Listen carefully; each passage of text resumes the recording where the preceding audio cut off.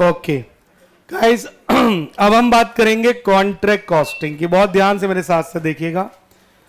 पास experience से मैं आपको फिर से बता रहा हूं, पास पेपर से देखिए, शॉर्ट एग्जाम में आएगा कॉन्ट्रैक्ट कॉस्टिंग। ठीक है जी, very very important for the exam. सुनिए बहुत ध्यान से। सबसे पहली बात, सर कॉन्ट्रैक्ट कॉस्टिंग क्या होती है और ये किन इंडस्ट्रीज में यूज होती है? बस एक रूल याद रखना है, हर वो इंडस्ट्री जो कंस्ट्रक्शन वर्क में इन्वॉल्व है। किस में इन्वॉल्व है गाइस? कंस्ट्रक्शन वर्क या फिर इंजीनियरिंग वर्क। ठीक है, तो हर प्रकार के कंस्ट्रक्शन वर्क, हर प्रकार के इंजीनियरिंग वर्क में we use what? Contract costing. पहली बात समझ में आ गई यहां तक?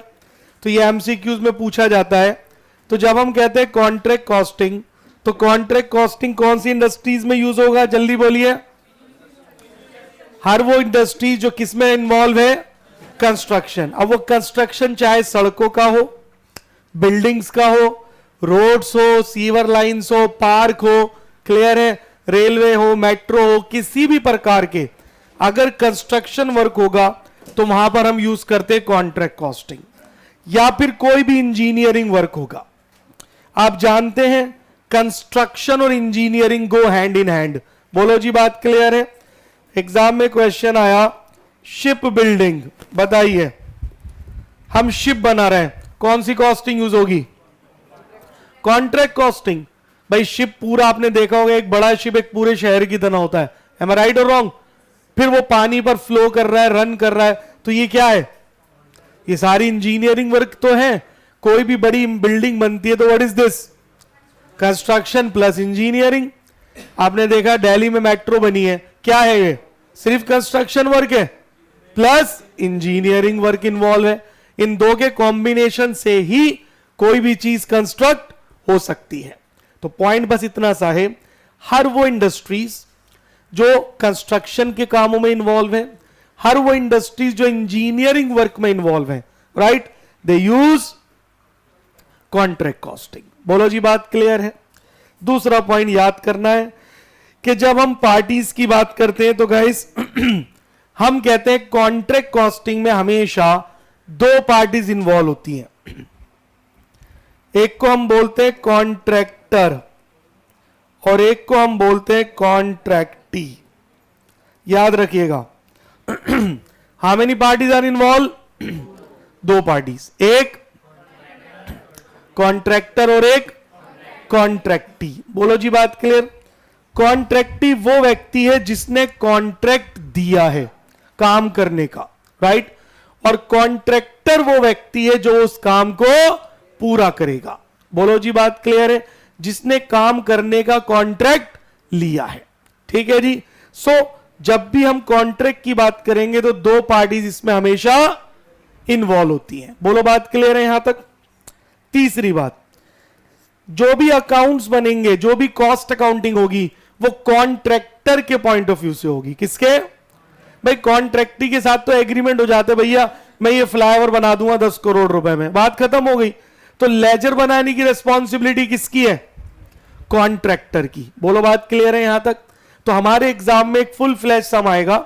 अभी तक यही पूछा गया है कि आप सिर्फ कॉन्ट्रैक्ट अकाउंट बना दो, या बहुत हुआ तो बैलेंस शीट, इसके आगे नहीं पूछा। क्लियर है? तो हमें अब ये सीखना है कि कॉन्ट्रैक्ट अकाउंट कौन बनाता है, कॉन्ट्रैक्ट अकाउंट कैसे बनता है और किन बातों का हमें उसमें ध्यान रखना है। तो पहला प्रश्न, कॉन्ट्रैक्ट अकाउंट कौन बनाएगा? कॉन्ट्रैक्टर बनाएगा। दूसरा प्रश्न, हम कॉन्ट्रैक्ट अकाउंट क्यों बनाते हैं? व्हाई? भाई मैं ये जानना चाहता हूं कि जो मुझे कॉन्ट्रैक्ट मिला है, इज दैट क्लियर, इसको पूरा करने पर मुझे कितना प्रॉफिट होगा या कितना लॉस होगा, और इस कॉन्ट्रैक्ट को कंप्लीट करने में हमारी टोटल कितनी कॉस्ट आई है। क्या मेरी बात क्लियर है? तो इसीलिए हम कॉन्ट्रैक्ट अकाउंट बनाते हैं। आसान शब्दों में कॉन्ट्रैक्ट अकाउंट दो बातों के लिए बनाया जाता है, in order to find out the total cost of construction and secondly to find out the profit of the contract work. बोलो जी, बात क्लियर है? कौन बनाता है कॉन्ट्रैक्ट अकाउंट? कॉन्ट्रैक्टर बनाता है। यह बात याद रहेगी। ओके। तीसरी बात, जो कॉन्ट्रैक्ट अकाउंट है वो हमेशा नॉमिनल अकाउंट है। कौन सा है गाइस? भाई कोई भी अकाउंट जो प्रॉफिट लॉस इनकम एक्सपेंस की बात करेगा, it must be what? Nominal account. तो आपके एग्जाम में जो सम आए अभी तक, उसमें वो डायरेक्ट आपसे यही पूछेगा, कॉन्ट्रैक्ट अकाउंट बना दीजिए नंबर 1, और ये बता दीजिए कितना प्रॉफिट हम पीएनएल में लेकर जाएंगे और कितना हम रिजर्व में रखेंगे। बस ये 2 चीजें अगर आपको आती हैं तो आप इजीली सम सॉल्व कर देंगे एग्जाम में। तो आइए देखते हैं कि ये कॉन्ट्रैक्ट अकाउंट कैसे बनता है। जैसे मैंने अभी बताया था, ये एक नॉमिनल अकाउंट है। कौन सा अकाउंट है? और कोई भी अकाउंट जो नॉमिनल होता है, debit all expenses losses and credit income gains and profit. Clear? आइए हेडिंग डालिए मेरे साथ साथ, कॉन्ट्रैक्ट अकाउंट। फिर इसके थ्रू हम कुछ चीजें सीखेंगे जो हमें यूज करनी है। ठीक है गाइस, चलिए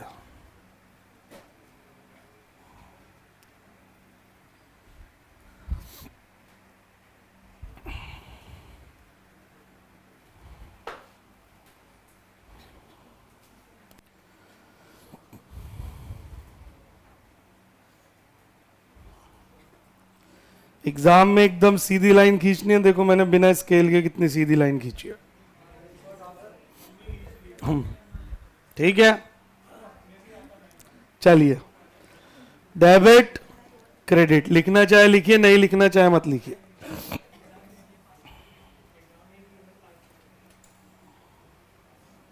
पर्टिकुलर्स, अमाउंट, पर्टिकुलर्स, अमाउंट। ठीक है भाई, अब सुनिए गाइस, बहुत आसान शब्दों में आप डायरेक्ट सम सॉल्व कर देंगे बिना बहुत ज्यादा सोचे हुए समझे हुए। एक कॉन्ट्रैक्ट में वो आपको बोलेगा जी हम कॉन्ट्रैक्ट कर रहे हैं, उस पर हमारा कुछ एक्सपेंस हो रहा है। क्या हो रहा है? एक्सपेंस। पहला रूल याद रखना है बिना गलती के, कोई भी एक्सपेंस होगा जो उस कॉन्ट्रैक्ट के ऊपर हो रहा है, जो हम पूरा कर रहे हैं, वो आएगा डेबिट साइड पर। कहां आएगा? आपको बिल्कुल भी सिलेक्टिव नहीं होना कि ये एक्सपेंस लेना है ये छोड़ना है, नॉट एट ऑल। हर वो एक्सपेंस, बस शर्त क्या है, वो किस पर खर्च होना चाहिए? कॉन्ट्रैक्ट के ऊपर। तो वो कहां आएगा? डेबिट साइड पर। कोई भी एक्सपेंस नहीं छोड़ना है, और बिल्कुल नहीं देखना कि वो डायरेक्ट थे कि इनडायरेक्ट थे, कुछ नहीं देखना। ओनली वन थिंग, क्या? कि हमारी जेब से पैसा खर्च हो रहा है, क्लियर, और वो कॉन्ट्रैक्ट के ऊपर खर्च हो रहा है, तो that should be recorded on the debit side. ये बिल्कुल आसान टॉपिक है, इसमें गलती होगी नहीं। बोलो जी, बात क्लियर है? आइए, तो सबसे पहले आप यहां पर लेंगे टू मटेरियल इशूड। भाई आप कंस्ट्रक्शन वर्क कर रहे हो तो उसमें सबसे पहले जितना भी मटेरियल हमने इशू करा वो लिया जाएगा। तो क्या लेंगे हम डेबिट साइड पर? To material issued. I hope मेरा पॉइंट यहां तक क्लियर है। फिर भाई नेचुरल सी बात है, जो लेबर काम कर रही है उसको आप सैलरी देंगे, तो that would be what? Direct wages. Rule याद रखना है, paid plus outstanding minus prepaid. मतलब जो कॉन्ट्रैक्ट बनता है वो एक्रूवल बेसिस पे बनता है गाइस। किस बेसिस पर बनता है जी? एक्रूवल। मतलब जिस पीरियड के लिए आप कॉन्ट्रैक्ट अकाउंट बना रहे हैं, उस पीरियड के सारे एक्सपेंसेस आप वहां इन्वॉल्व करेंगे। अगर पे कर दिया तो ठीक है, आउटस्टैंडिंग है तो ऐड, और अगर वो नेक्स्ट पीरियड का है तो उसे क्या करेंगे हम? माइनस। बोलो क्लियर है? तो जस्ट लाइक अ पीएनएल अकाउंट, जिसमें आप आउटस्टैंडिंग एक्सपेंसेस क्या करते हैं? ऐड, और प्रीपेड एक्सपेंसेस क्या करते हैं? माइनस। बोलो जी, बात क्लियर है? उसके बाद डायरेक्ट एक्सपेंसेस, ठीक है जी। देन प्रोडक्शन ओवरहेड्स, प्रोडक्शन से रिलेटेड सारे खर्चे।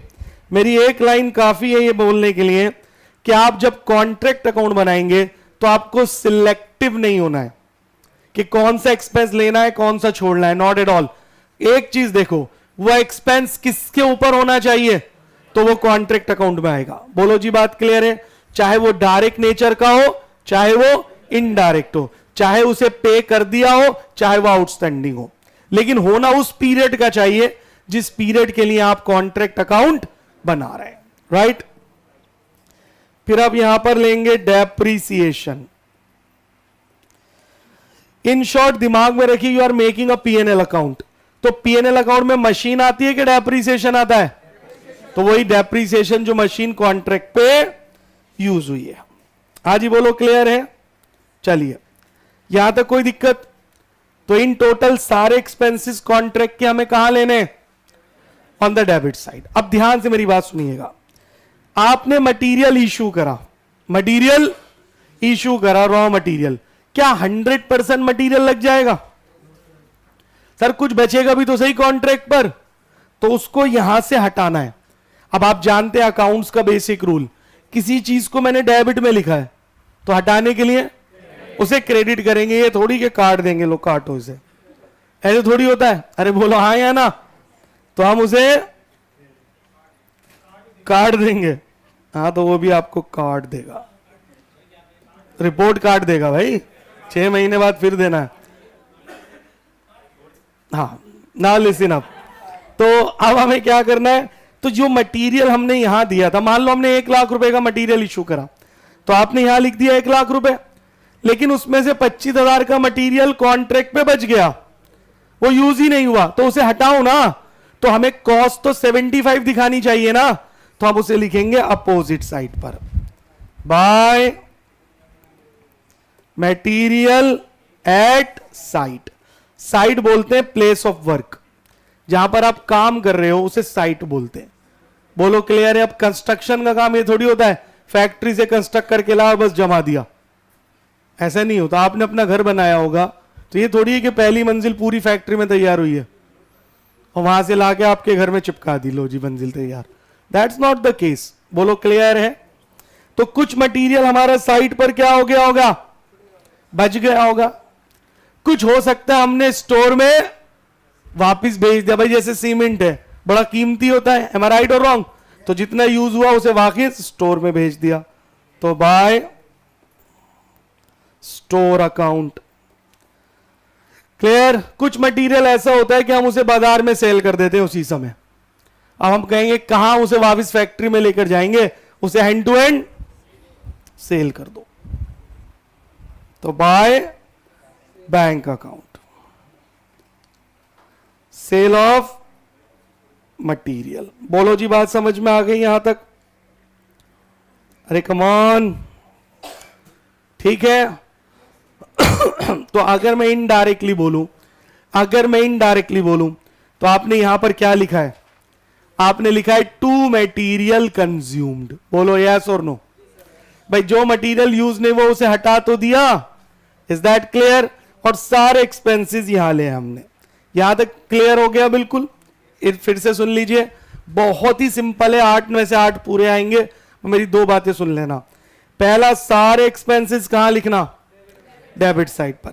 फिर जो जो वो कहे हटाना है वो क्रेडिट पे लिख देना। क्लियर? Come on.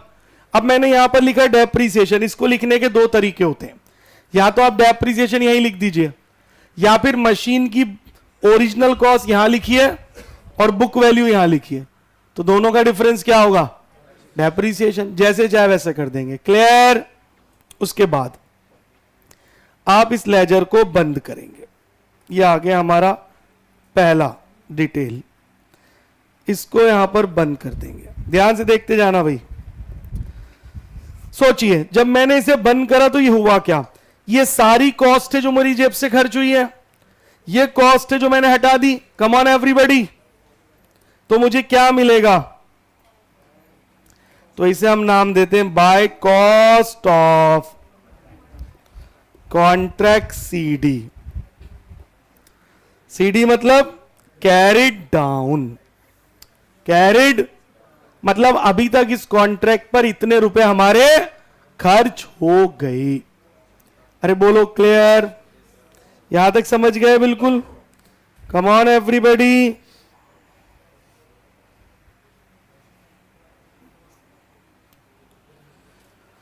देन आपने क्या लिखा था? Cost of contract CD. अब उसे क्या बना देंगे?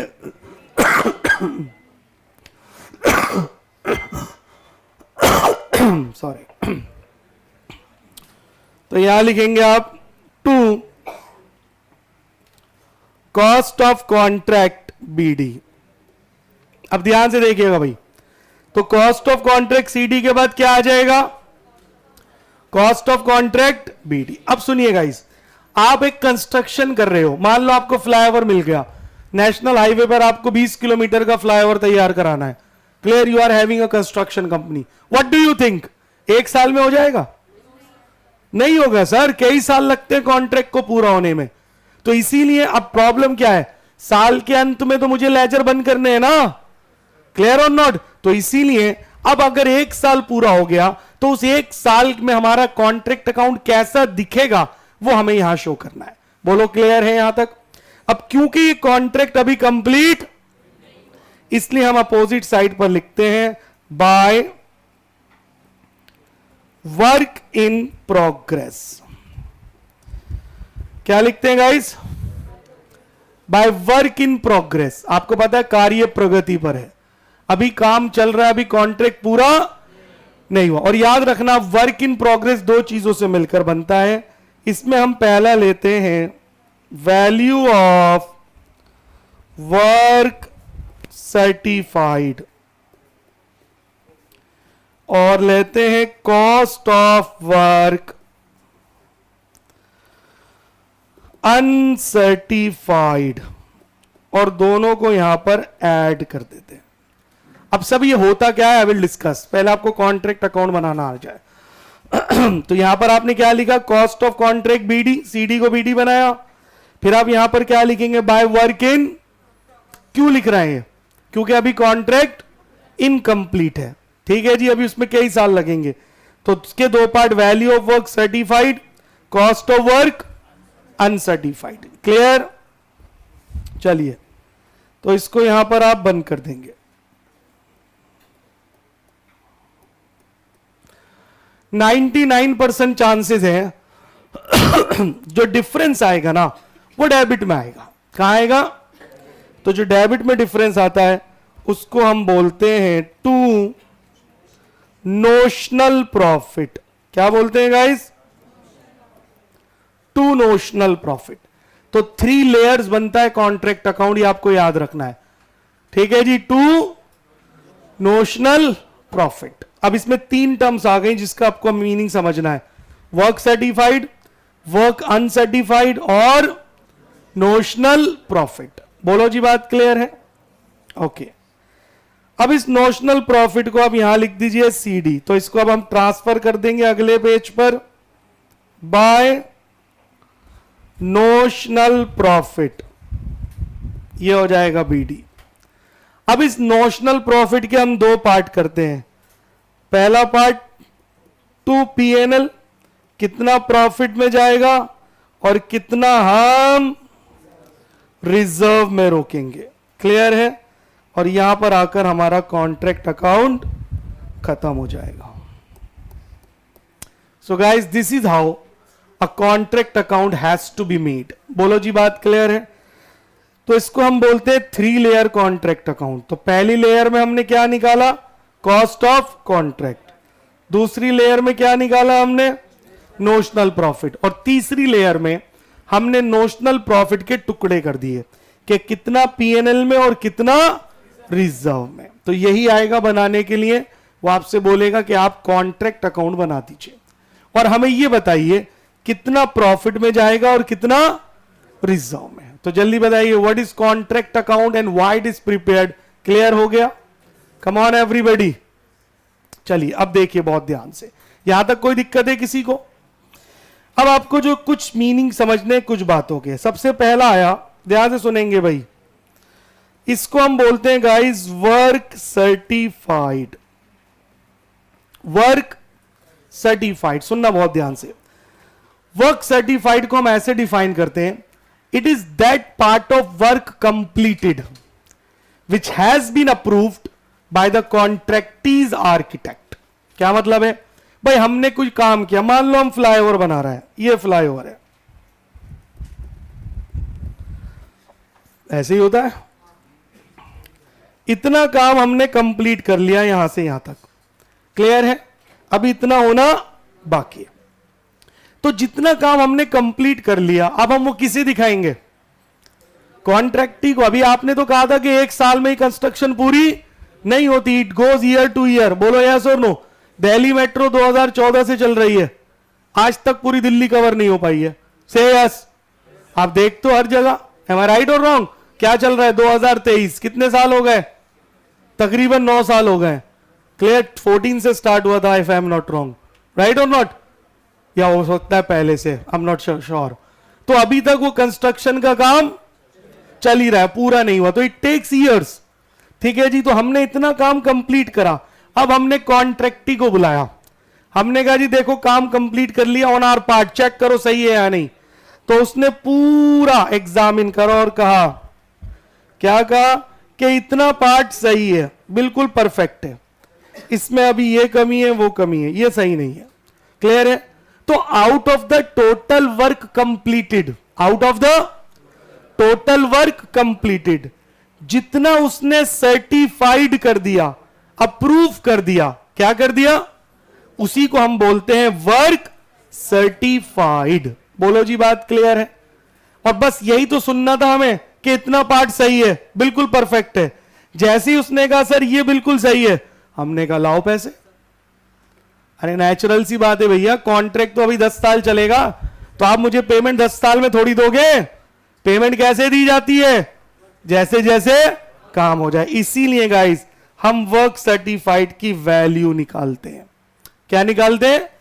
वैल्यू। बोलो जी क्लियर? और यहां वैल्यू का मतलब है C plus P, cost plus profit. तो हमेशा याद रखना, work certified is always valued. क्या मेरी बात याद रहेगी? Come on everybody. तो what is work certified? That part of work completed which has been approved or certified by the contractee's architect. बोलो क्लियर है? So that is termed as what? Work certified. ठीक है जी। अब सुनिए, and work certified की हम हमेशा क्या निकालते हैं?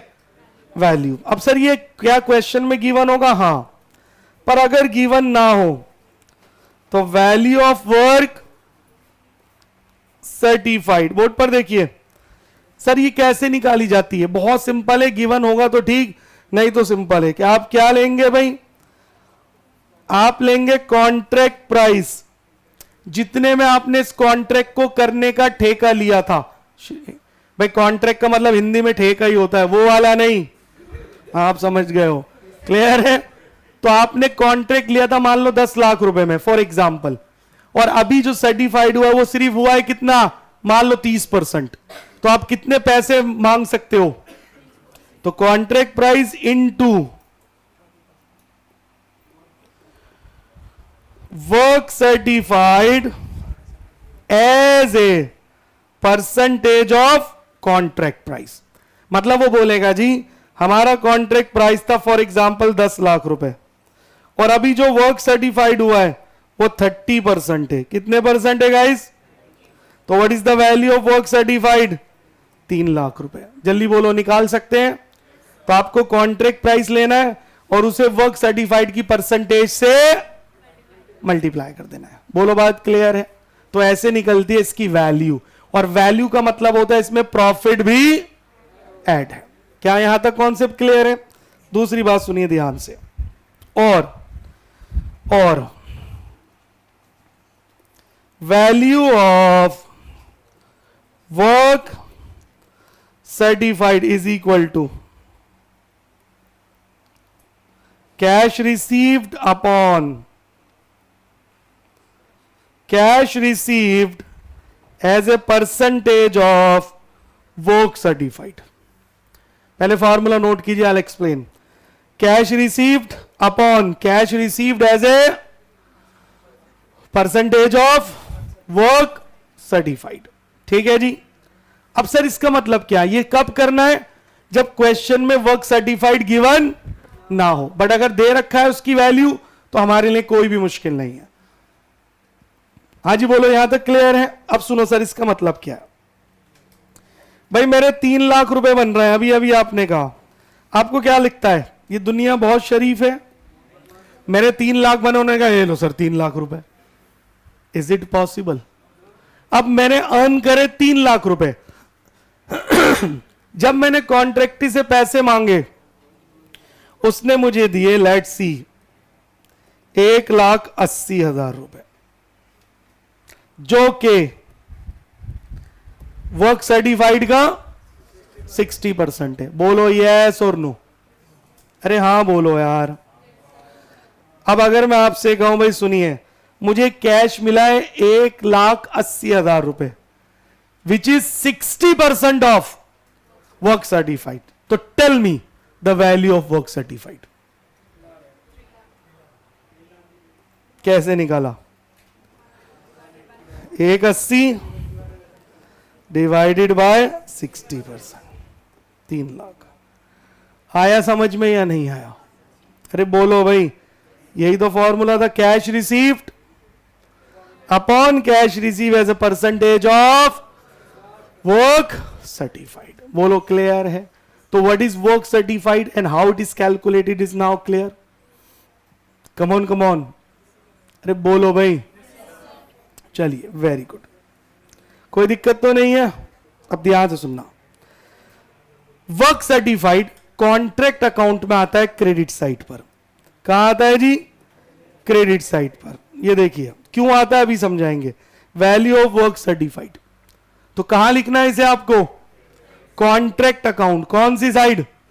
Credit side. क्यों? बस 2 मिनट वेट। अब आप अभी अभी आपने कहा सर इतना काम जो है वो अप्रूव हो गया, तो ये जो काम अभी अप्रूव नहीं हुआ, व्हाट इज दिस? इसको बोलते हैं वर्क अनसर्टिफाइड। मतलब इसकी उसने हमें अप्रूवल नहीं दी है। बोलो क्लियर है? तो जो काम कॉन्ट्रैक्टी के अकॉर्डिंग अभी प्रॉपर नहीं है, अभी उसमें कुछ कमियां हैं, तो वो उसको सर्टिफाइड नहीं करता, और जब वो उस काम को सर्टिफाइड नहीं करता तो वो उसकी पेमेंट भी नहीं करता। बोलो जी, बात क्लियर है? बट एज ए कॉन्ट्रैक्टर, मैं कॉन्ट्रैक्टर हूं तभी तो मैं कॉन्ट्रैक्ट अकाउंट बनाऊंगा। मैं ये जानना तो चाहता हूं कि यहां से यहां तक मेरा कितना रुपया खर्च हो गया। क्लियर है? इसीलिए जो वर्क अनसर्टिफाइड है ना, ये हमेशा किस पर कैलकुलेट होता है? Cost per. तो आप भूलना नहीं, वर्क सर्टिफाइड की हम हमेशा वैल्यू कैलकुलेट करते हैं और अनसर्टिफाइड की हमेशा कॉस्ट कैलकुलेट करते हैं। क्या मेरी बात याद रहेगी? Come on everybody. तो what is a work uncertified? Clear है? तो सर ये कैसे निकाला जाता है? Cost of work uncertified is equal to cost of contract. जरा बताना ये क्या है? What is cost of contract? मतलब अभी तक जो मैंने जितना काम करा उस पे जो टोटल कॉस्ट है, ये वही है। अरे बोलिए यार, इसी में से तो कुछ अप्रूव्ड हुआ है और कुछ अनअप्रूव्ड है, मतलब कुछ सर्टिफाइड है और कुछ।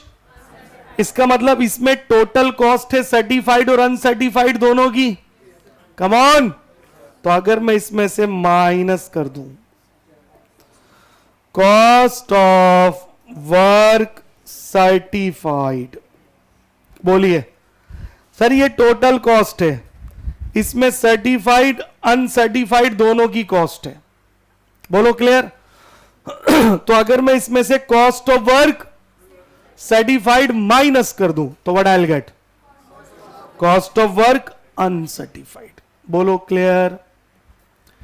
अरे हां बोलो भाई, कोई दिक्कत है? तो अनसर्टिफाइड पे हमेशा क्या लेते हैं हम? कॉस्ट, और सर्टिफाइड पे वैल्यू। ये भूलना नहीं है। यहां तक क्लियर हो गया? ओके। अब इसको निकालने का एक और तरीका है, cost of contract upon percentage of total work completed into percentage of work uncertified. Clear है? इस फॉर्मूले की हेल्प से भी आप क्या कर सकते हो? कॉस्ट निकाल सकते हो किसकी भाई? अनसर्टिफाइड की। क्या मेरी बात समझ में आ गई? क्या है फॉर्मूला? कॉस्ट ऑफ कॉन्ट्रैक्ट जो अभी तक हमने खर्च किया upon percentage of total work completed into percentage of work uncertified. हाँ जी गाइस, क्लियर? सर क्या मतलब है इसका? यहां देखिए, एक मिनट, नोट कर लिया ना? यहां पर आपने कहा, ध्यान से देखना भाई, हमने कहा सर यहां से यहां तक वर्क कंप्लीटेड है और मान लो ये टोटल का 60% है, ये टोटल का 60% है। इस 60 में से 40% सर्टिफाइड है, तो क्या मतलब निकला? 20% अनसर्टिफाइड है। अरे बोलो भाई। और यहां से यहां तक बनाने में मान लेते हैं हमारी कॉस्ट आई है 6 लाख रुपए। कितनी कॉस्ट आई है? तो अगर मैं आपसे कहूं अनसर्टिफाइड की कॉस्ट बताओ तो आप क्या बोलोगे? 6 लाख कॉस्ट कितने परसेंट की है? तो 20 की। कितनी आया समझ में कि नहीं आया? क्लियर है? तो cost of contract divided by percentage of total work completed multiply by percentage of work uncertified, तो क्या मिल जाएगा हमें? Cost of work uncertified. Clear? कोई दिक्कत अभी तक? तो बोलेंगे जल्दी से। अरे कम ऑन। अब आता है मेन क्वेश्चन। वो क्या है सर? वो ये कि आपने वर्क इन प्रोग्रेस लिखा, यहां लिखा वैल्यू ऑफ वर्क सर्टिफाइड, यहां लिखा कॉस्ट ऑफ वर्क अनसर्टिफाइड। तो आपने ये दोनों क्रेडिट साइड पर क्यों लिखे? क्या रीजन था? और इसका आंसर निकाला आपने क्या? Notional profit. तो ऐसा क्यों? अब ध्यान से मेरी बात सुनना। Why it is so? ये बताओ, आप प्रॉफिट कब कैलकुलेट करते हो? When the work is completed. बोलिए, मैं आपसे पूछूं भाई इस कॉन्ट्रैक्ट में मुझे कितने रुपए का प्रॉफिट हुआ बताओ, तो आप बोलोगे सर अभी कॉन्ट्रैक्ट पूरा तो होने दो। कॉन्ट्रैक्ट पूरा होने में मान लो लगेंगे 5 साल, तो एक्चुअल प्रॉफिट आपको कब मिलेगा? 5 साल में। भाई एज पर द अकाउंटिंग हम प्रॉफिट कब कैलकुलेट करते हैं? जब वो चीज हमें हो जाए। इसको हम बोलते हैं रियलाइजेशन कॉन्सेप्ट। क्या बोलते हैं? कि जब काम पूरा हो जाए, पैसा फुल आ जाए, तभी तो प्रॉफिट होगा। तो हमने कहा जी 5 साल बाद हम आपको एक्चुअल प्रॉफिट बताएंगे। ध्यान से सुनना। आप डिविडेंड किस में से देते हो? प्रॉफिट में से। तो आपने शेयर होल्डर से कहा 5 साल वेट करना पड़ेगा, डिविडेंड 5 साल के बाद मिलेगा। What do you think? अगर आप शेयर होल्डर होते वेट कर लेते? नहीं करते, बिल्कुल नहीं करते। आप बोले यार कहां फंस गया मैं, ये तो बेकार कंपनी है। क्लियर? निकलो।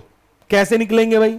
आपने शेयर जितने का भी खरीदा है उसे उल्टे सीधे आधे अधूरे रेट में बेच देंगे। यार फ्यूचर में और लॉस हो, थोड़ा नुकसान उठा लो।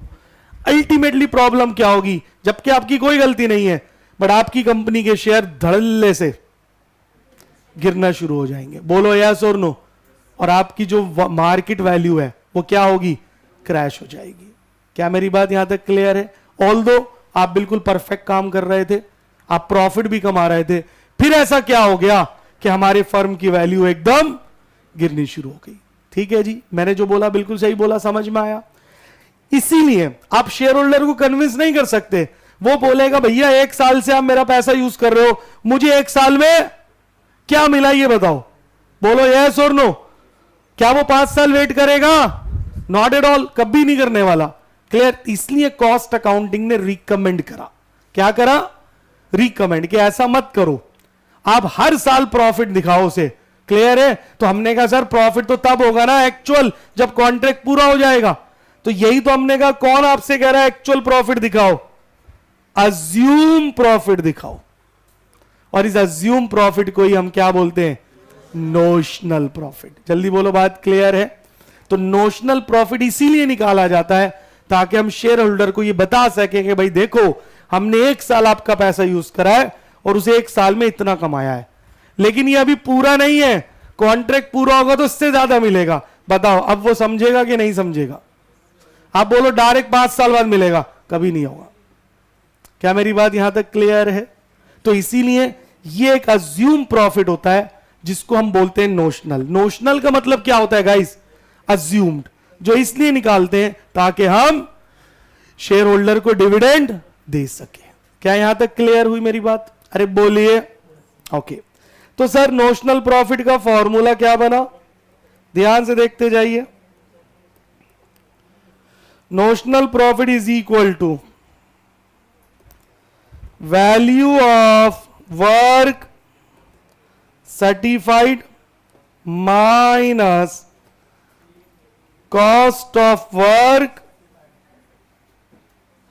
ना सर्टिफाइड। ठीक है जी, जब आप वैल्यू ले रहे हो सर्टिफाइड की तो कॉस्ट भी किसकी लेंगे? तो वैल्यू ऑफ वर्क सर्टिफाइड में से क्या माइनस कीजिए? कॉस्ट ऑफ वर्क सर्टिफाइड, तभी आपको क्या मिलेगा? Notional profit. बोलो पॉइंट समझ में आया? तो नोशनल प्रॉफिट निकालने का फॉर्मूला क्या बना guys? Value of work certified minus cost of work certified. क्या यहां तक क्लियर है? अरे आ रहा है समझ में? तो सर आपने इसे कॉन्ट्रैक्ट में क्यों लिखा? अब सुनो ध्यान से, देखो भाई ये क्या है? ये है कॉस्ट ऑफ कॉन्ट्रैक्ट। जितना काम आपने कंप्लीट करा है ये उसकी कॉस्ट है। तो यार इसी में से तो कुछ सर्टिफाइड हुआ होगा और कुछ अनसर्टिफाइड हुआ होगा।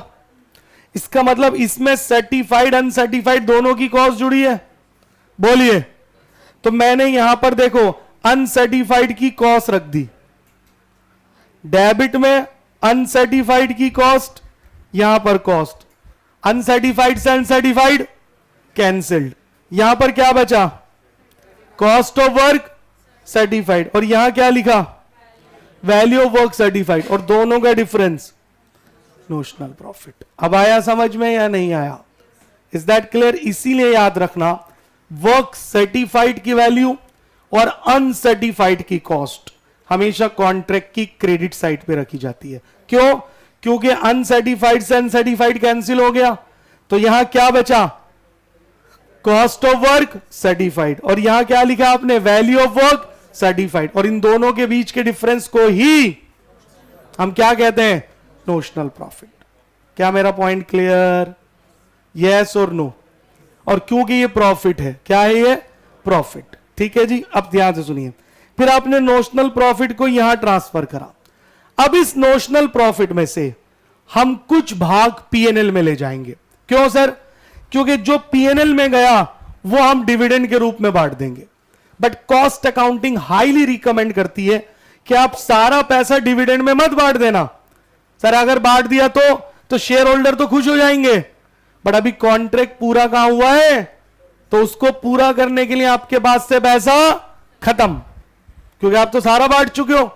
तो पूरा करने के लिए फिर मार्केट से लोन उठाना पड़ेगा, फिर उस पर इंटरेस्ट देना पड़ेगा। अपना खुद का पैसा होते हुए लोन लेना पड़े तो इससे बड़ी मूर्खता नहीं हो सकती। क्या मेरी बात क्लियर है? तो हमने कहा यार लेकिन शेयर होल्डर तो चिल्ला रहे हैं कि हमें डिविडेंड दो, तो हमने कहा उन्हें शांत करो। तो नोशनल प्रॉफिट में से कुछ भाग पीएनएल में ले जाएंगे जो डिविडेंड में बांटेंगे, और कुछ भाग प्रॉफिट का रिजर्व में रखेंगे जो फ्यूचर में यूज होगा कॉन्ट्रैक्ट को पूरा करने में। क्या मेरा पॉइंट क्लियर हो गया? सर ऐसा सब क्यों करना पड़ रहा है? वाई? ऐसा इसलिए क्योंकि अभी कॉन्ट्रैक्ट क्या है? इनकम्प्लीट है। क्या है कॉन्ट्रैक्ट? अगर ये कंप्लीट हो जाए तो फिर तो समस्या ही खत्म। कॉस्ट में, रेवेन्यू में से कॉस्ट माइनस करो, प्रॉफिट निकालो और किस में बांट दो? शेयर होल्डर में। क्योंकि अभी कॉन्ट्रैक्ट इनकम्प्लीट है, इसलिए ये सारी परेशानियां है। और आपके एग्जाम में इनकम्प्लीट कॉन्ट्रैक्ट का ही क्वेश्चन आएगा। क्या मेरा पॉइंट समझ में आ गया यहां तक? Come on. तो सर अब ये कैसे पता चलेगा कि नोशनल प्रॉफिट का कितना भाग पीएनएल में जाएगा और कितना रिजर्व में? इसके लिए कॉस्ट अकाउंटिंग ने हमें हाईली रिकमेंडेड गाइडलाइंस इशू की हैं, जो हम सबको बाय हार्ट याद होनी चाहिए, टिप्स पे याद होनी चाहिए। उसके बिना आप कॉन्ट्रैक्ट का एक भी क्वेश्चन सॉल्व नहीं कर सकते। क्या मेरी बात यहां तक समझ में आ गई? चलिए अब देखते हैं वो गाइडलाइंस क्या है। तो ये सारी समस्या क्यों पड़ रही है हमें? बोलो भाई। प्रॉफिट ऑन नोट करिए, इनकम्प्लीट कॉन्ट्रैक्ट, कि अगर कॉन्ट्रैक्ट कैसा हो, इनकम्प्लीट हो, तो उसका प्रॉफिट कैसे कैलकुलेट होता है। ठीक है जी, क्या मेरी बात यहां तक समझ में आ गई? तो इसको बोलते हैं प्रॉफिट ऑन इनकम्प्लीट कॉन्ट्रैक्ट। अब गाइस सुनिए, इसके दो स्टेप होते हैं। स्टेप 1, आप एक परसेंटेज निकालिए, percentage of value of work certified to contract price. ये कैसे निकालेंगे? आप लेंगे वैल्यू ऑफ वर्क सर्टिफाइड, इसे डिवाइड करेंगे किससे? Contract price into 100। दो स्टेप में आंसर है। स्टेप 1 आप क्या निकालेंगे? Percentage of value of work certified to contract price. कैसे निकालेंगे? Value of work certified upon contract price into 100। अब जरा ध्यान से अकल लगाइए, इस परसेंटेज में मैंने करा क्या है?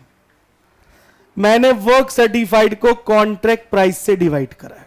इसका मतलब क्या है? इसका मतलब यह है कितने परसेंट कॉन्ट्रैक्ट कंप्लीट हो गया है। क्लियर? जैसे फॉर एग्जांपल अगर मैं इमेजिनरी फिगर लूं, वर्क सर्टिफाइड की वैल्यू है 4 लाख, मान लो कॉन्ट्रैक्ट प्राइस है 10 लाख, इनटू 100, तो ये परसेंटेज क्या दर्शा रही है? अरे टोटल काम 10 लाख रुपए का है, जिसमें से 4 लाख का काम मैंने कर दिया, तो बताना मैंने कितने परसेंट काम पूरा कर दिया? 40%। बोलो जी, बात क्लियर है? Yes or no? तो जब आप वैल्यू ऑफ वर्क सर्टिफाइड को डिवाइड करते हो कॉन्ट्रैक्ट प्राइस से, तो यही तो पता करते हो कि what percentage of work has been completed. But अभी 100% तो नहीं हुआ ना, तो ये इनकम्प्लीट है। तो ये स्टेप 1 था। बोलो clear? Yes or no? Note कर लिया सब लोगों ने? इसके बिना एक भी सम सॉल्व नहीं हो सकता कॉन्ट्रैक्ट का एग्जाम में। क्लियर? आइए, यहां तक कोई दिक्कत? अरे बोलो भाई। चलिए अब देखिए बहुत ध्यान से, स्टेप 2। स्टेप 2 क्या होता है? Search in the table. अब जब आपने एक बार परसेंटेज निकाल ली, तो अब आप क्या करिए भाई? अब हमारा स्टेप कहता है इस टेबल को सर्च करिए। किसमें सर्च करिए? टेबल में। Percentage of value of work certified, और दूसरा profit to be taken to P&L account. इस टेबल में 2 कॉलम बनते हैं। पहला लिखा मैंने percentage of value of work certified और profit to be taken to P&L account. बोलो जी, बात क्लियर है?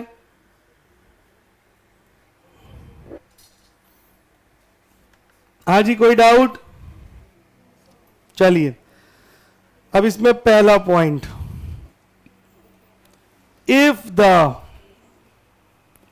Value of work certified is less than 25% of CP। CP समझ जाना आप लोग, है नहीं CP घूमने निकल जाना। It's a contract price. Clear? क्या लिखा मैंने? If the value of work certified is less than 25% of the contract price. क्या मतलब है इसका? इसका मतलब ये गाइस, अभी जो आपने काम किया है ना, वो पूरे कॉन्ट्रैक्ट का 25% से भी कम है। किससे कम है? 25% भी काम पूरा नहीं हुआ, 25% भी पेपर करके नहीं आए और खुश हो रहा है के पास तो हो ही जाएंगे, हाँ वो पक्का हो जाएंगे। अरे क्लियर है? तो that is what I said. यही हमारी कॉस्टिंग की गाइडलाइन से जो कहती है अगर आपने जो काम किया है गाइस वो अगर 25% से भी कम है तो आपको पीएनएल में ले जाने का कोई अधिकार नहीं है। समझाओ नहीं भैया, अभी तो काम शुरू करा, अभी से कहां से डिविडेंड मांगने आ गए तुम? अभी तो 25% काम भी पूरा नहीं हुआ। क्लियर है? तो उसमें क्या होगा? पॉइंट नंबर 1, ठीक है जी, no profit taken to PNL account. ठीक है जी, entire amount capped as reserve. ठीक है भाई, क्या मतलब है सर? 1 रुपया भी पीएनएल में नहीं जाएगा, पूरा का पूरा पैसा आप रिजर्व में रखिए। यार अभी तो काम शुरू हुआ, अभी से कहां से प्रॉफिट हो गया, कहां से डिविडेंड मिलेगा? That is not possible. ये गाइडलाइंस आपको बाय हार्ट याद रखनी है। 5 मार्क्स में थ्योरी में अलग से भी पूछ लेता है कि how would you calculate the profit on incomplete contract, elucidate. Clear है कि आप इनकम्प्लीट कॉन्ट्रैक्ट का प्रॉफिट कैसे निकालोगे, एक्सप्लेन कर दो। समझ में आ गई बात? तो ये टेबल बना देनी है। जल्दी बोलो, पहला पॉइंट समझ में आया नहीं आया? कई बार 25 की जगह वो वर्ड यूज करता है 1/4। सही यूज कर रहा है गलत? तो कंफ्यूज मत होना कि सर ने कहा था 25, यहां तो 1/4 लिखा है। तो 25% इक्वल टू व्हाट? 1/4। चलिए point number 2, if the value of work certified is equal to or more than 25% but less than 50% of contract price। हाँ जी, क्या लिखा है मैंने? if the value of work certified is equal to or more than 25% but less than 50% of the contract price। मतलब जितना आपने काम कर लिया वो 25% के या तो बिल्कुल इक्वल है या उससे ज्यादा है, कम नहीं होना चाहिए। कम होते ही वो पहली कैटेगरी में आ जाएगा। क्लियर है? लेकिन 50 से क्या है? कम है। तो अब हमारी कॉस्टिंग कहती है चलो कोई बात नहीं, थोड़ा सा तो प्रॉफिट कमा लिया तुमने, यस और नो, तो थोड़ा सा हिस्सा ही क्या दे दो इन्हें? डिविडेंड। तो क्या जाएगा? उसका एक छोटा सा फॉर्मूला दिया, हमें याद रखना है। Profit is equal to 1/3 into notional profit into cash received upon work certified. तो आपको ये फॉर्मूला लगाना पड़ेगा। इसकी हेल्प से जितना भी अमाउंट आएगा वो आप पीएनएल में ले जाएंगे और बाकी सारा रिजर्व में। बोलो पॉइंट क्लियर है? सर ये फॉर्मूला एग्जाम में लिखा होगा क्या? हाँ, पूरा सॉल्यूशन दिया होगा, बस आपको कॉपी मारना है। अरे क्लियर है? हाँ, 8 मार्क्स में सिर्फ सॉल्यूशन कॉपी कर लो, 8 मार्क्स। तो ये याद रखना है। तो profit is equal to 1/3 into NP. What is NP? Notional profit into cash received upon work certified. और जहां भी मैं लिखूं वर्क सर्टिफाइड तो अंडरस्टूड है, वैल्यू की बात हो रही है। किसकी बात हो रही है? वैल्यू। 2 पॉइंट में कुछ पूछना है? अरे बोलो भाई, नहीं पूछना। आइए point number 3, if the value of work certified is equal to or more than 50% but less than 90% of contract price। Clear है भाई? इसका मतलब क्या निकला गाइस? अब जो आपने काम कर लिया वो या तो एग्जैक्ट 50 के इक्वल है या उससे ज्यादा है। कम हुआ तो सेकंड में आ जाएगा। तो परसेंटेज निकालना जरूरी है, या तो एग्जैक्ट 50 के इक्वल है या 50 से ज्यादा है, लेकिन 90 से क्या होना चाहिए? कम होना चाहिए। 90 से कम, इक्वल नहीं होना चाहिए, कम होना चाहिए। तो सर अगर 90 से कम है तो क्या होगा? तो कॉस्टिंग कहती है अब तो तुमने काफी सारा प्रॉफिट कमा लिया तो शेयर होल्डर को थोड़ा ज्यादा हिस्सा दे दो। तो 2/3 लेंगे अब हम।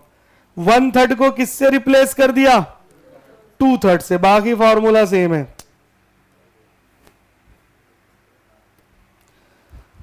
To-third into notional profit into cash received upon work certified. Clear? फॉर्मूले याद रखने गाइस, ये काम आपको करना पड़ेगा। आपसे पहले भी हजारों लाखों स्टूडेंट ने करा, आपको भी करना है। तो you have to remember the formula. ठीक है? हाँ जी। तो profit is equal to 2/3 into notional profit into cash received upon work certified. ये फॉर्मूला कब लगेगा? जब 50 से ज्यादा हो या इक्वल हो, लेकिन 90 से कम हो। कर लिया नोट? छोड़ देना और क्या। चलिए point number 4, if the value of work certified is equal to और more than 90% of contract price. अगर जो आपने परसेंटेज निकाली है या तो वो एग्जैक्ट 90 के इक्वल है या फिर उससे ज्यादा है। एक मिनट रुक जाना। ये ऊपर वाला कितना था? मोर देन, हाँ जी सही है। तो if the value work certified equal to और मोर देन 90%। अब सुनो, अगर कोई काम 90% हो जाए तो इज ऑलमोस्ट डन। बोलो यस और नो। हम कहें भी कल इंडिया 90% तो जीत ही लेगी। हाँ तो ऑलमोस्ट डन, वर्ल्ड कप तो हमारा है ही। अरे बोलो क्लियर है भाई? 90% जीतने का मतलब क्या है? 100%। बिल्कुल सही कहा आपने, इज ऑलमोस्ट डन। यही दिमाग में रखना। तो अगर हम ये कहें, सुनो गाइस सुनो, अगर हमारा कॉन्ट्रैक्ट 90% पूरा हो गया तो इसका मतलब क्या है? 100% हो ही गया। तो फिर हम नोशनल प्रॉफिट को बेस नहीं बनाएंगे, फिर हम एस्टिमेटेड प्रॉफिट को बेस बनाएंगे। किसको बनाएंगे? एस्टिमेटेड। दोनों में क्या अंतर होता है? I tell you.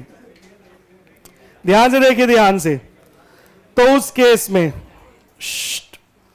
आप प्रॉफिट कैसे लेके जाएंगे? तो याद रखना, कॉस्ट अकाउंटिंग ने हमें 4 फॉर्मूले दिए हैं, 1 2 3 4, और कहा चारों में से कोई सा भी यूज कर लेना। चारों में से कोई सा भी। अब बच्चे मुझसे पूछते सर कौन सा यूज करें? तो मैं कहता हूं जो याद रहे। मेन तो ये है ना, एग्जाम में जाते ही हम अपनी शक्ति का इस्तेमाल करेंगे और वो है भूल जाना। तो पड़ोसी से पूछना है। अरे बोलो जी, बात क्लियर है? चलो भाई बैक टू द पॉइंट। तो कॉस्ट अकाउंटिंग ने कितने फॉर्मूले दिए हमें? 4। इन चारों में से आप कोई भी यूज करो, लेट मी टेल यू, चारों से डिफरेंट आंसर आता है।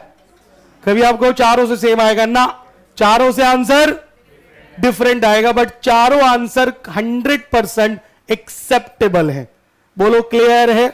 तो इसलिए आपकी चॉइस है, जो फॉर्मूला आपको अच्छा लगे, पसंद आए, वो यूज कर लेना। तो प्रॉफिट इज इक्वल टू, देखते जाइए, estimated profit into cash received upon contract price. बोलो जी, बात क्लियर है? कोई दिक्कत गाइस? तो पहला फॉर्मूला क्या बना, profit is equal to estimated profit into cash received upon contract price. ये बना पहला फॉर्मूला। Formula number 2, profit is equal to, मैं शॉर्ट में लिख रहा हूं EP. What is EP? Estimated profit into work certified upon contract price. Estimated profit into work certified upon में what? Contract price. Formula number 3,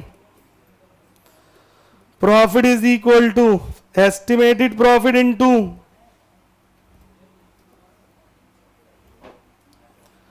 cost incurred till date upon estimated total cost. Formula number 3, EP estimated profit is equal, sorry, profit is equal to estimated profit into cost incurred till date, ये वही है cost of contract CD जो अभी तक आपने खर्च करा, upon estimated total cost, future में कितनी कॉस्ट और खर्च हो सकती है। अरे आ गया समझ में? 4th, ध्यान से देखिए भाई, profit is equal to estimated profit into cost incurred till date upon estimated total cost, cost incurred till date upon estimated total cost into cash received upon work certified. Right? So guys that one is the formula number 4th। ठीक है जी, तो ये total 4 फॉर्मूले हैं विच I can show you. ठीक है भाई, तो इन चारों में से आप कोई सा भी फॉर्मूला यूज कर सकते हैं, लेकिन वो कब करना है? जब हमारा वर्क सर्टिफाइड कॉन्ट्रैक्ट प्राइस का या तो एग्जैक्ट 90% हो या फिर उससे ज्यादा हो, उससे कम नहीं होना चाहिए। अगर 90% से कम हुआ तो 2/3 वाली कैटेगरी में वो फॉल कर जाएगा। जल्दी बोलिए गाइस, यहां तक क्लियर है? Come on. अब नोट कर लिए चारों फॉर्मूले। अब सर ये एस्टिमेटेड प्रॉफिट कैसे आता है? तो estimated profit is equal to contract price minus estimated total cost. Focus everybody. Estimated profit किसके बराबर होगा जी? कॉन्ट्रैक्ट प्राइस, और इसमें से क्या माइनस कर देंगे हम? Estimated total cost. तो that would be equal to estimated profit. Clear है? छोटे छोटे फॉर्मूले याद रखना ये। अब सर ये एस्टिमेटेड टोटल कॉस्ट क्या होती है? What is this estimated total cost? इसका मतलब होता है कॉस्ट इनकर्ड टिल डेट, अभी तक जितना खर्चा हमसे हो चुका है, plus further cost to be incurred. Clear? Yes or no? भाई आप एक कॉन्ट्रैक्ट बना रहे हो, आपके 2 लाख रुपए लग गए। मैंने कहा यार अभी कितना और लगेगा इसको पूरा होने में? आपने कहा सर देखो 2 लाख तो लग गए, लगभग 6 लाख और लगेंगे। लगभग है, हमारी हिंदी भाषा में पता है। अब एस्टिमेट दे रहा हो, एक्चुअल नहीं कह रहा है। बोलो जी, बात क्लियर है? तो टोटल कॉस्ट कितनी आ गई? 8 लाख। तो ये एस्टिमेटेड है, एक्चुअल उससे कम भी हो सकती है और ज्यादा भी हो सकती है। तो what is estimated total cost? जितना पैसा हमने खर्च कर दिया प्लस जितना और फ्यूचर में खर्च होगा, दोनों को जोड़ दीजिए तो ये हो जाती है एस्टिमेटेड टोटल कॉस्ट। इस एस्टिमेटेड टोटल कॉस्ट को कॉन्ट्रैक्ट प्राइस में से माइनस कर दीजिए तो क्या आ जाता है? Estimated profit. बोलो जी, बात क्लियर है? कम ऑन, कर लिया सब लोगों ने? तो guys you must remember this table. तो बिना इस टेबल के एक भी क्वेश्चन हम सॉल्व नहीं कर सकते कॉन्ट्रैक्ट का। आई होप यहां तक क्लियर है। ठीक है जी, चलिए, दैट्स ग्रेट। आइए, अभी आपने कॉन्ट्रैक्ट अकाउंट बनाया, ध्यान से सुनना भाई, और यहां लिखा था बाय वर्क इन प्रोग्रेस, इसमें लिखा था value of work certified, cost of work uncertified and so on. क्या ये कॉन्ट्रैक्ट पूरा हो गया? नहीं सर, ये तो इनकम्प्लीट कॉन्ट्रैक्ट था। भैया WIP का आना इस बात को तो दर्शा रहा है कि ये कॉन्ट्रैक्ट कैसा है? इनकम्प्लीट। तो ये तो फर्स्ट पीरियड हो गया। अब अगर वो आपसे सेकंड ईयर का भी अकाउंट पूछ ले तो आपको याद होना चाहिए ना, बैलेंस CD अगली बार क्या बन जाता है? बैलेंस BD बनता है कि नहीं बनता? तो ये वर्क इन प्रोग्रेस जब हम नेक्स्ट ईयर का कॉन्ट्रैक्ट अकाउंट बनाएंगे, किसका? तो ये नेक्स्ट ईयर के कॉन्ट्रैक्ट अकाउंट में ये वर्क इन प्रोग्रेस डेबिट में आ जाएगा टू वर्क इन प्रोग्रेस। फिर यहां से कॉन्ट्रैक्ट शुरू होगा। अब मटेरियल से शुरू नहीं होगा, कहां से शुरू होगा? To work in progress. और इसमें पहला क्या लिखेंगे हम? वैल्यू ऑफ वर्क सर्टिफाइड और कॉस्ट ऑफ वर्क अनसर्टिफाइड। बोलो जी, क्लियर है? समझ में आया या नहीं आया? क्लियर? तो ये होता है कॉन्ट्रैक्ट अकाउंट। कोई टेंशन अभी तक? हाँ बोलो जल्दी से, पक्का समझ में आ गया? श्योर? ठीक है जी, तो ये कॉन्सेप्ट थे। देन चलिए अब ध्यान से देखिएगा। अब एक क्वेश्चन सॉल्व करेंगे ताकि आपको कॉन्ट्रैक्ट अकाउंट बनाना आ जाए, फिर एक दो छोटे छोटे टॉपिक और हैं और डिस्कस करेंगे। चलिए, let's get back to work. अभी तक कुछ पूछना है तो आप बोल सकते हैं guys. If you want to know anything you better ask. नहीं है भाई? चलिए देखेंगे अब बहुत ध्यान से। कॉन्ट्रैक्ट के एक दो सम्स करा देते हैं।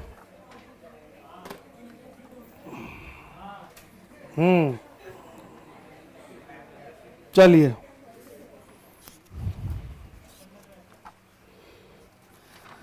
बात फिर वही आती है, प्रैक्टिस के बिना कुछ नहीं हो सकता। हमने अच्छे खासे कॉन्सेप्ट आपको करा दिए। तो आप पेज नंबर 158 पर आ जाइए जरा जल्दी से। ये क्वेश्चन हमारे एग्जाम में 8 मार्क्स में आया था। हर क्वेश्चन 6 से 8 मार्क्स में आएगा। ठीक है गाइस?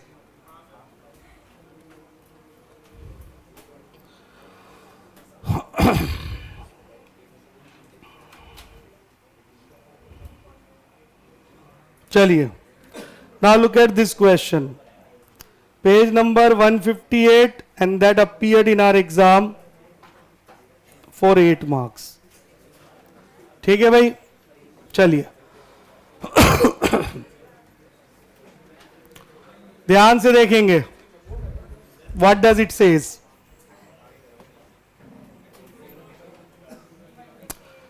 देखिए भाई, a company undertook a contract for a construction of a large building complex. एक कंपनी ने कॉन्ट्रैक्ट लिया है कि जी उसे एक लंबी चौड़ी बिल्डिंग बनानी है, skyscraper. The construction work commence on 1 April 93। याद रखिएगा, 1 अप्रैल 93 से हमारा ईयर स्टार्ट हो रहा है। And the following data available for their ending 31 मार्च 94। तो 93 94 हमारा करंट ईयर हो गया। बोलो जी, क्लियर एकदम? अब क्या क्या खर्च हुआ है ध्यान से देखिएगा। रुपीज इन 1000 दे रखा है, कॉन्ट्रैक्ट प्राइस 35,000। तो जब हम सम सॉल्व करेंगे तो हम भी ऊपर लिख देंगे rupees in 1000। Work certified, progress payment received, इसका मतलब होता है सिंपल शब्दों में cash receive. Material issued to site, planning and estimating cost, direct wages paid, material return from site. ठीक है जी, site is the place of work. Then plant hire charges, wages related cost, site office cost, head office expenses apportion, direct expenses incurred, work not certified. हमने क्या बोला था आपको, total expense लेने, एक भी नहीं छोड़ना और ना ही सिलेक्टिव होना है कि ये छोड़ना है ये लेना है ना। फिर the contractor own a plant which originally cost 20 lakh, contractor के पास एक प्लांट था जो 20 लाख का था, has been continuously in use in the contract throughout the year. The residual value of the plant after 5 year life expected to be 5 lakh. तो guys straight line method से इस पे डेप्रिसिएशन आ जाएगा। याद है ना, original cost minus scrap value upon estimated useful life. Okay ठीक है जी, straight line depreciation is in use, वो खुद ही कह रहा है कि आपको डेप्रिसिएशन कौन सा यूज करना है, straight line. As on 31 March 94 मतलब at the end of the year. Direct wages due मतलब outstanding 2,70,000 and material at site were rupees 2 lakh. तो अगर वेजेस आउटस्टैंडिंग है तो हम इसे वेजेस में क्या करेंगे, ऐड, और मटीरियल साइड पर बच गया। अब आपको पता है क्या करेंगे। Required, prepare the contract for the year ending 31 March and show the calculation of profit to be taken to P&L and show the balance sheet. तो ये क्वेश्चन 8 नंबर का आया था, लेकिन जब हमारे एग्जाम में आया तो उसने तीसरा पार्ट नहीं पूछा। अभी क्यों, मुझे क्या पता क्यों नहीं पूछा यार। अभी तक सिर्फ 2 ही चीजें आई हैं आपके एग्जाम में कि वो बोला कॉन्ट्रैक्ट अकाउंट बनाओ और ये बताओ कितना प्रॉफिट P&L में जाएगा। बैलेंस शीट अभी तक नहीं पूछी गई है। वो आए तो बता देना ना यार, पूरा बचपन आपका बैलेंस शीट में गुजरा है। बोलो यस और नो, पूरी बैलेंस शीट आपको आती है बनानी। चलिए, तो that is an 8 mark sums, right. थोड़ी सी मेहनत कर लीजिए, अननोन सम सॉल्व करना बहुत टफ होता है एग्जाम में। चलिए स्टार्ट करते हैं। क्वेश्चन देख लिया आप लोगों ने, कुछ नहीं करना, जितना बना सकते हो उतना जरूर बनाना, गलती नहीं करना, छोड़कर मत आना बिल्कुल भी। ठीक है जी, चलो बड़ी खुशी की बात है। आइए, so let's make it contract account. Contract account,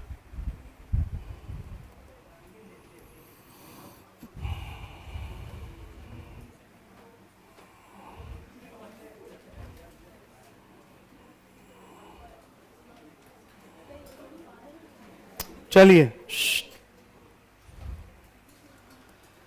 यहां देखेंगे जी, पर्टिकुलर्स, अमाउंट,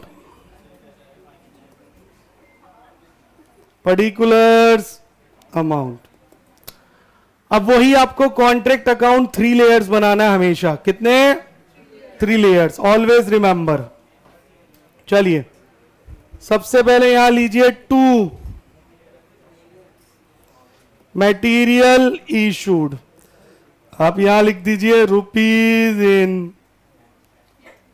1000 कि भैया ये रुपीज किस में चल रहा है, 1000 में है। ठीक है भाई, वरना आपको हर बार 3 जीरो ऐड करने पड़ जाएंगे तो इट टेक्स टाइम। चलिए देख लिया क्वेश्चन अच्छे से। अब सुनिए बहुत ध्यान से, जितने भी एक्सपेंसेस हैं सब आपको कॉन्ट्रैक्ट अकाउंट की डेबिट साइड पे शो करने हैं। कोई भी एक्सपेंस आपको नहीं छोड़ना है, बस इतना सा पॉइंट है विच यू शुड रिमेंबर। तो देखते हैं भाई, सबसे पहले हमें क्या लिखा हुआ है जी, कॉन्ट्रैक्ट प्राइस, कोई जरूरत नहीं है, ये कॉन्ट्रैक्ट में नहीं आता। वर्क सर्टिफाइड अभी यूज करेंगे, कैश रिसीव्ड नहीं आता, क्योंकि कॉन्ट्रैक्ट अकाउंट क्या है, नॉमिनल अकाउंट है। It will shows expenses, losses, income and gains. Cash receive हुआ ये हमारी एसेट है, और एसेट कभी भी कॉन्ट्रैक्ट में नहीं आएगी। चलिए मटेरियल इशूड टू साइड, बोलिए कितने का इशू करा हमने, 7,500। तो ये आप यहां शो करेंगे, मटेरियल इशूड टू साइट 7,500। उसके बाद planning and estimating cost, planning and estimating cost 1,000। What I said, कोई भी एक्सपेंस आपको छोड़ना नहीं है। उसके बाद डायरेक्ट वेजेस,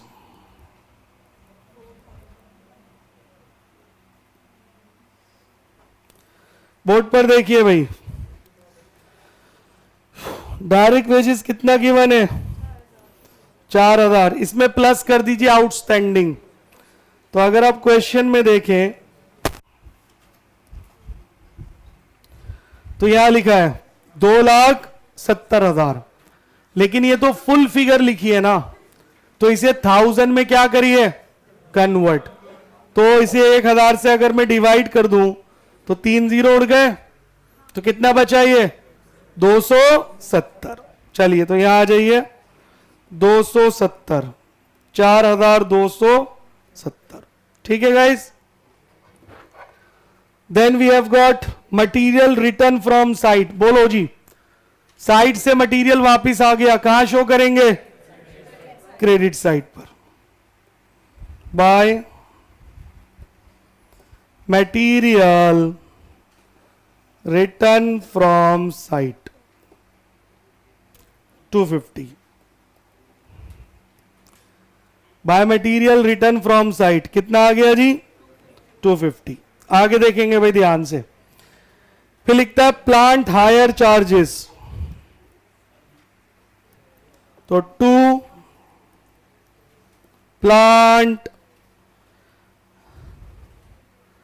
हायर चार्जेस कितना है guys, 1750।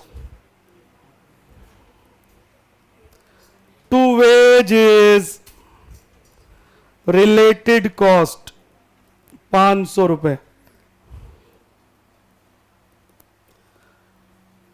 2 site office cost 678।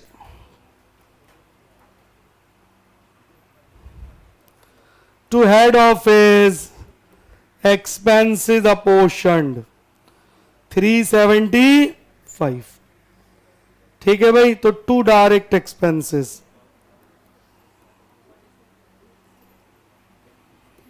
2 direct expenses कितने गाइस, 902। हाँ जी, कोई दिक्कत, आप देखो मैंने एक भी एक्सपेंस नहीं छोड़ा, और यही आपको याद रखना है, not a single expense should be missed. चलिए हो गया। हाँ अभी आने तो दो, यहां तक तो क्लियर है, अभी आएगा, डोंट वरी। चलिए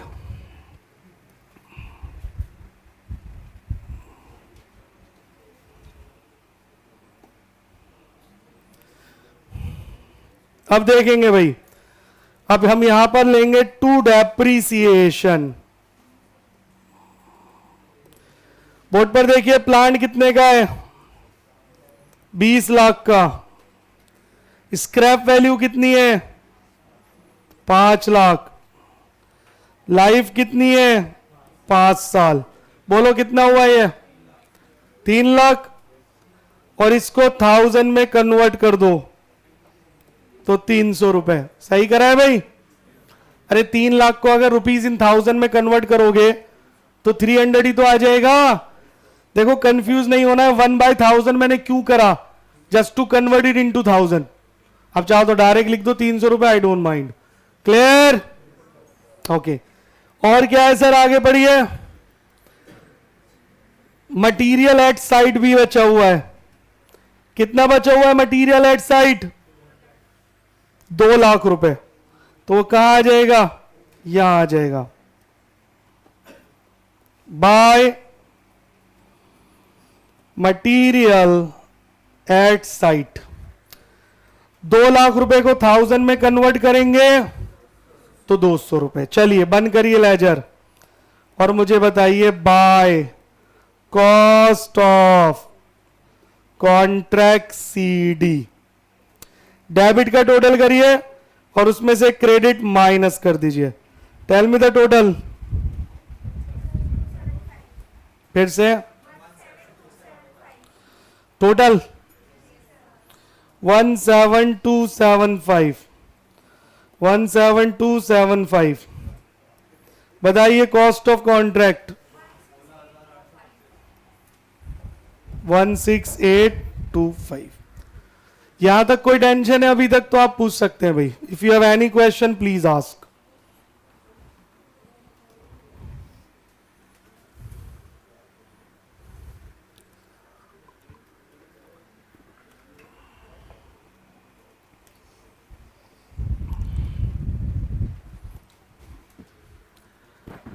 कम ऑन एवरीबॉडी, यहां तक क्लियर हो गया? चलिए अब इसको सेकंड लेयर में कन्वर्ट कर लीजिए। तो आप लिखेंगे 2 कॉस्ट ऑफ कॉन्ट्रैक्ट बीडी 16 कितना था 825। फिर हम यहां पर लिखते हैं by work in progress.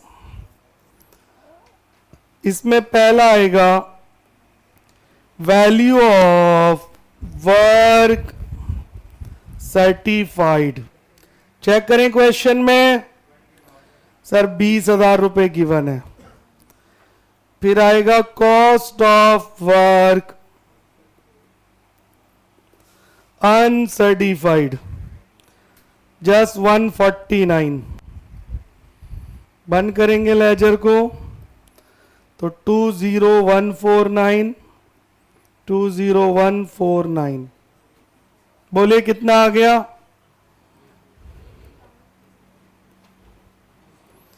To notional profit balancing figure कितना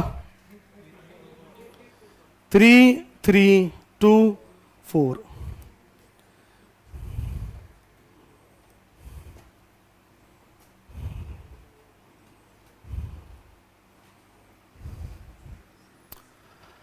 ठीक है गाइस, तो टू नोशनल प्रॉफिट 3324। आइए अब इसको यहां पर ट्रांसफर कर दीजिए बाय नोशनल प्रॉफिट 3324। अब इसका एक पार्ट कहां चला जाएगा टू पीएनएल में, और एक पार्ट कहां चला जाएगा टू रिजर्व में, और हमारा ये कॉन्ट्रैक्ट खत्म। 3324, 3324। ठीक है भाई। अब कितना पीएनएल में जाएगा और कितना रिजर्व में, इसके लिए हमें वही टेबल बनानी है। वैसे तो ये वर्किंग नोट का पार्ट है, बट इस क्वेश्चन में मेन सॉल्यूशन है। बोलो जी क्लियर है? तो ये आपको प्रॉपर शो करना है। अभी तक पूरा कॉन्ट्रैक्ट समझ में आ गया? कम ऑन, चलिए तो अब यहां आ जाइए। Second part, step 1, percentage of value of work certified is equal to value of work certified upon contract price into 100। हाँ जी, value of work certified upon contract price into 100, यही था जी। तो अगर आप देखें क्वेश्चन में, तो वैल्यू ऑफ वर्क सर्टिफाइड है 20,000, कॉन्ट्रैक्ट प्राइस है 35,000 इनटू 100। Tell me please 57.14%। इसका मतलब क्या निकला? इसका मतलब ये निकला गाइस कि 57% तक आपका कॉन्ट्रैक्ट पूरा हो चुका है। कैन आई से more than 50 but less than 90? तो अगर 50 से ज्यादा हो और 90 से कम हो तो 2/3 के 1/3, 2/3। तो ये याद रखना है। समझ में आ गया बिल्कुल? Come on. तो अब आपको शो करना है प्रॉफिट में कितना गया। फॉर्मूला जरूर लिखना है तभी पूरे मार्क्स मिलेंगे। Profit is equal to 2/3 into notional profit into cash received upon work certified. Come on, इतना सारा याद कैसे रखेंगे, ये बड़ा मुश्किल है. चलिए 2/3 नोशनल प्रॉफिट आपने अभी अभी निकाला 3324. कैश रिसीव क्वेश्चन में गिवन है 15,000. Work certified 20,000. सिंप्लीफाइड कितना 1662. जानते हैं इसका मतलब क्या है? हमारे पास जितना भी नोशनल प्रॉफिट है उसमें से 1,662 रुपए पीएनएल में जाएगा और जो बचेगा वो रिजर्व में जाएगा. क्लियर? जो बचेगा वो रिजर्व में जाएगा. बोलो क्लियर? सर इतना ही आएगा एग्जाम में 8 नंबर में और आप इजीली कर लोगे अगर ध्यान से पढ़ाई कर रहे हो तो. ठीक है जी, चलिए हो गया ये. Now back to the contract and finish it off. तो 2 पीएनएल 1662 एंड 2 रिजर्व. लकीली यही आ रहा है. ठीक है जी, बट हमेशा नहीं होगा. तो ये हमारे एग्जाम में 8 मार्क्स का सम था. Anything tough guys? अगर एग्जाम में आया तो होगा. चलिए दैट्स ग्रेट. तो ये था हमारा कॉन्ट्रैक्ट कॉस्टिंग.